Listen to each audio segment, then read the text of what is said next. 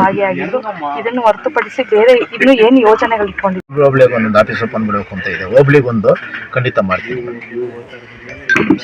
Sir. ಇವತ್ತು ತಮ್ಮ ಹುಟ್ಟುಹಬ್ಬದ ಅದೇನೇ ಸರ್, ನೀನು ಒತ್ತಿ ಹೇಳ್ತಾ ಇದ್ದೀನಿ. ಆ ಅಭಿಮಾನಿಗಳಿಗೆ ಖಂಡಿತ ನಾನು ಸಾಯೋವರೆಗೂ ಅವ್ರು ಋಣಿ ಆಗಿರ್ತೀನಿ, ಹೇಳಕ್ಕೆ ಇಷ್ಟಪಡ್ತೀನಿ ಸರ್. ಸರ್, NDA ಮತ್ತು ಕಾಂಗ್ರೆಸ್ ಎರಡೂ ಪಕ್ಷನೂ ಪ್ರಬಲವಾಗಿದೆ.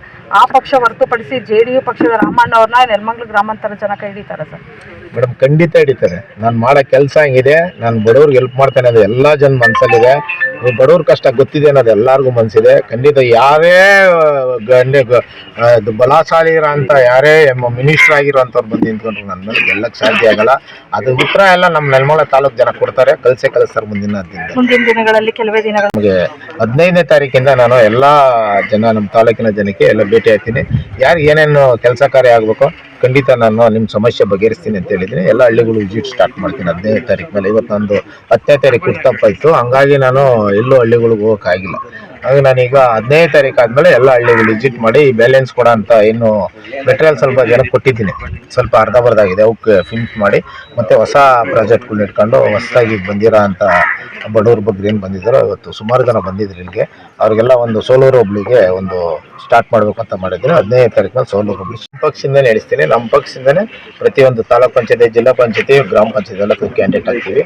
ನಮ್ಮ ಪಕ್ಷದಿಂದನೇ ನಾವು ಬೆಳೆಸ್ತೀವಿ ಹೊರತು ಯಾವುದೇ ಪಕ್ಷಕ್ಕೆ. ಇವತ್ತು ಏನು ಹೇಳಿದ್ರು ಮೇಡಮ್ ಅಂದರೆ, ಇವತ್ತು ನನಗೆ ಇಲ್ಲಿಗಿಂತ ಬರ್ತಡೆ ಅಲ್ಲೇ ಚೆನ್ನಾಗಿ ಮಾಡಿದ್ರು. ಯಾಕೆಂದರೆ ಅಲ್ಲಿ ತುಂಬ ಎಲ್ಲ ಮನೆಗೂ ಕೇಕ್ ತಂದು ಕೊಡಿಸಿ ಮುಂದಿನ MLA ನೀನೇ ಆಗಬೇಕು, ಎಲ್ಲ ನಮ್ಮ ಬಡವರು ಬಂದು ನೀನೇ ರಾಮಣ್ಣ, ನಿನ್ನಂಥ MLA ನಾನು ಇವತ್ತವರೆಗೂ ನಿನ್ನಂಥ MLA ಆಗಬೇಕು, ನಿಮ್ಮಂಥವ್ರು ನಿನ್ನಂಥ ಇದನ್ನ ನಾನು ನೋಡೇ ಇರಲಿಲ್ಲ.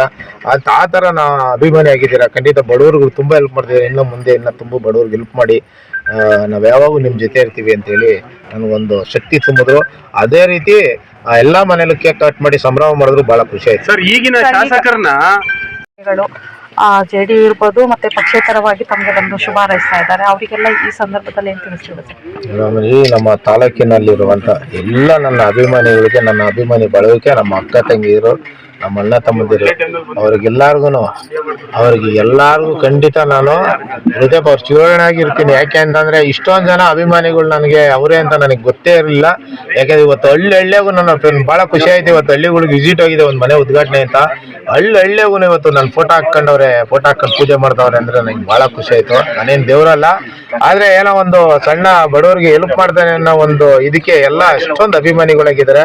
ಖಂಡಿತ ಇದನ್ನ ಹಿಂಗೆ ಇರಲಿ ಅನ್ನೋದು ನನ್ನ ದೇವ್ರ ಹತ್ರ ಕೇಳ್ಕೊತೀನಿ.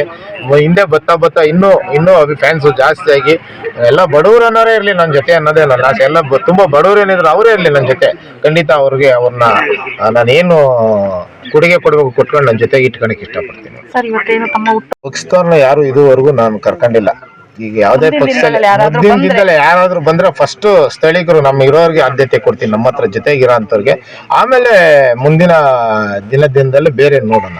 ಈಗಿನ ಸ್ಥಳೀಯ ಶಾಸಕರ ಬಗ್ಗೆ ಮೊನ್ನೆ ಒಂದು ಪ್ರೆಸ್ ಮೀಟಿಂಗ್ ಮಾಡಿದ್ದಾರೆ. ಯಾವುದೇ ರೀತಿ ಅಭಿವೃದ್ಧಿ ಕೆಲಸಗಳು ಮಾಡಿಲ್ಲ, ಬರೀ ರಂಗೋಲಿ ಸ್ಪರ್ಧೆ ಕಾರ್ಯಕ್ರಮದಲ್ಲಿ ತೊಡಕೊಂಡಿದ್ದಾರೆ ಅಂತ ಹೇಳಿ. ನೋಡಿ ಮೇಡಮ್, ಇದು ರಂಗೋಲಿ ಸ್ಪರ್ಧೆ ಅಲ್ಲ. ನಾನು ಅವಲ್ಲಿ ಒಂದ್ಸರಿ ಹೇಳ್ದೆ, ಇದೆಲ್ಲ ಬರೀ ಒಂದು ಇದು ಗಿಮಿಕ್, ಓಟಿನ ಗಿಮಿಕ್ ಮಾಡಕ್ ಬರ್ತಾವ. ಏನಿಲ್ಲ, ಬುಳ್ಳೆ ನೆಲಮಂಗಲ ತಾಲೂಕಲ್ಲಿ ಏನು ಕೊಡುಗೆ ಇಲ್ಲ ಅವ್ರದ್ದು. ಈಗಿನ MLA ಇಲ್ಲ, ಹಿಂದೆ MLA ಏನು ಕೊಡುಗೆ ಇಲ್ಲ. ಯಾವುದೋ ಸರ್ಕಾರದಿಂದ ಬರೋ ಅಂತ ಅನುದಾನ ಹಾಕೊಂಡು ಏನೋ ಅರ್ಧಬರ್ಧ ಕೆಲಸ ಮಾಡಿಬಿಟ್ಟವ್ರೆ ಹೊರತು ಯಾರೂ ಕೈಯಿಂದ 10 ರೂಪಾಯಿ ಖರ್ಚು ಮಾಡಿ ನಮ್ಮ ತಾಲೂಕು ಜನಕ್ಕೆ ಯಾರಿಗೂ ಏನು ಮಾಡಿಲ್ಲ. ತಾವೆಲ್ಲ ಹೋಗಿ ವಿಚಾರಿಸ್ಕೊಳ್ಳಿ, ಯಾರು ಮಾಡಿಲ್ಲ. ನಾನು ಯಾವುದೇ ಪಾರ್ಟಿ ಫಂಡಿಲ್ಲ, ಏನಿಲ್ಲ. ನಾನು ಸ್ವಂತ ದುಡ್ಡಲ್ಲಿ, ಕಷ್ಟಪಟ್ಟಿರೋ ದುಡ್ಡಲ್ಲಿ ಇಷ್ಟು ಜನ ಸಂಪಾದನೆ ಮಾಡಿದ್ದೀನಿ. ಆ ದೇವ್ರು ಕೊಟ್ಟಿಂತವರ ಇನ್ನೂ ನಂಗೆ ಸಾಕಷ್ಟು ಇನ್ನೂ ಶಕ್ತಿ ಕೊಡಲಿ. ನಾನು ಇನ್ನೂ ನಮ್ಮ ತಾಲೂಕಿಗೆ ಏನು ಕೊಡುಗೆ ಕೊಡಬೇಕು ಅಂತ ಮುಂದಿನ ದಿನದಲ್ಲಿ ಹೇಳ್ತೀನಿ. Okay sir, thank you.